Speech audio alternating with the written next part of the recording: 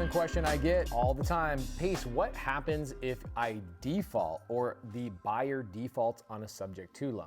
Well, one of my favorite things in the world to do is actually do Zooms with people to actually understand the question. But this question came from somebody in our YouTube comments, so I'm gonna do my best to answer it, okay? Question is, Pace, what happens if you default on a subject to loan? Well, not much different than if you default on any loan. First and foremost, you're a piece of shit, okay? Because you're not paying your bills. So let's just get that straight out of the gate. The reality is, number one, if I'm buying any property as a real estate investor and I'm not Dave Ramsey, because Dave Ramsey is gonna tell you to save your entire life until you're 81 years old to make your first $1 million. If I'm Dave Ramsey, I'm buying houses with cash, and that's stupid. I'm telling you, it's incredibly dumb to pay houses with cash. It's dumb. It's dumb. If you're not utilizing leverage, you're not getting to where you need to be. So if you are smart and you're not listening to Dave Ramsey, then you've probably gone out and gotten multiple loans to buy multiple rental properties. Okay, so let's ask the question. Even if I go down to Chase, Bank of America, Wells Fargo, Quicken Loans, whatever the big box store lender is, and I get a loan from them, what happens if I default on those loans? Basically, you'll get foreclosed on. The bank will have to hire a trustee or an attorney to go and legally take the property back through a judicial proceeding called a foreclosure or a trustee sale. And that happens all the time. In Arizona, there's currently 1,800 active foreclosures. So that has nothing to do with Subto, has nothing to do with seller finance. That's just regular people getting regular loans on regular houses, losing their home because they lost their regular job, or they just decided I'm not gonna make these payments, or they died, or they got a divorce and now they only have one income. Whatever the reason is, there's 1,800 current people in foreclosure right now in Phoenix, Arizona alone. Think about nationwide, it's a lot of people. So those people are gonna lose their house to foreclosure when the bank decides we want that house back, okay? First thing that happens. Second thing that happens a lot of times is those banks, because they don't wanna go through the full legal proceeding of hiring a trustee, going to the auction, seeing who the highest bidder is, and selling that property, they will actually do something called cash for keys or deed in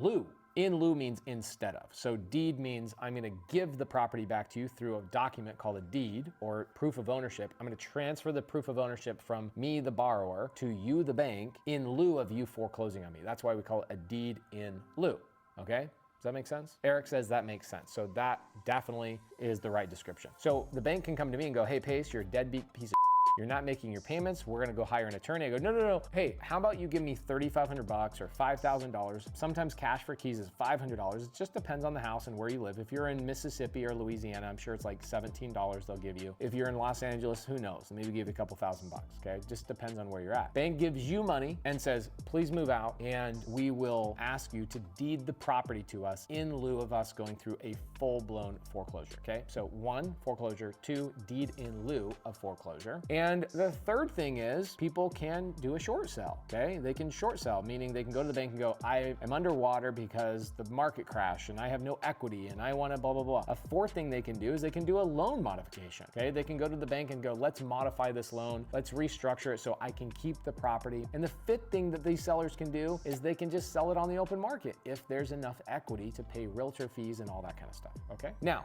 you now understand what happens if somebody doesn't make their payment. It doesn't matter that it's also a subject to deal. If I own a property, it doesn't matter if the mortgage is in my name or the mortgage is not in my name, which is what subject to is all about. I acquired that property without having to qualify, assume, or do anything to a loan, but I still am the owner. So the same 5 things pertain to me. I have to get foreclosed on because I have the ownership of the property. Remember this, guys. In a subject to transaction, there are 2 things going on.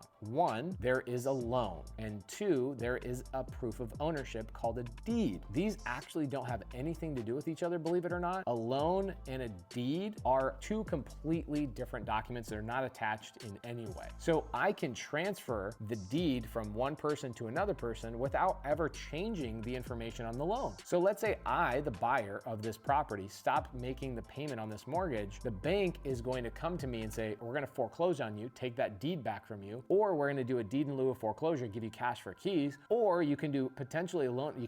That's the problem now. This is where the difference is. I can't do a loan modification on that loan because it's going to trigger the due on sale clause, because now the bank is going to find out that I bought that property subject to, and they're probably going to call the due on sale clause. Okay, so if you're going to do a loan modification, do it before you actually purchase the property subject to. So you're going to have the same things. If you don't make your payments, or if you're a buyer on that house, you can simply deed the property back to the previous owner and go, hey, you know, I was wrong. I can't afford these payments. I'm going to deed the property back to you so I don't get foreclosed on, you don't get foreclosed on, etc. For us, when we're talking to sellers and a seller says, well, Pace, I really like this idea of subject to because it gets me a higher amount of money. I really like it, but what happens if you stop making payments? I go, well, Mr. and Mrs. Seller, if I stop making payments, pretty easy. I set up a performance deed, which means I am required to perform. Otherwise, the deed goes back to you. Inside that performance deed, we actually dictate and write out all the agreements that make the seller comfortable and myself comfortable. It might say, if Pace Morby defaults on this loan,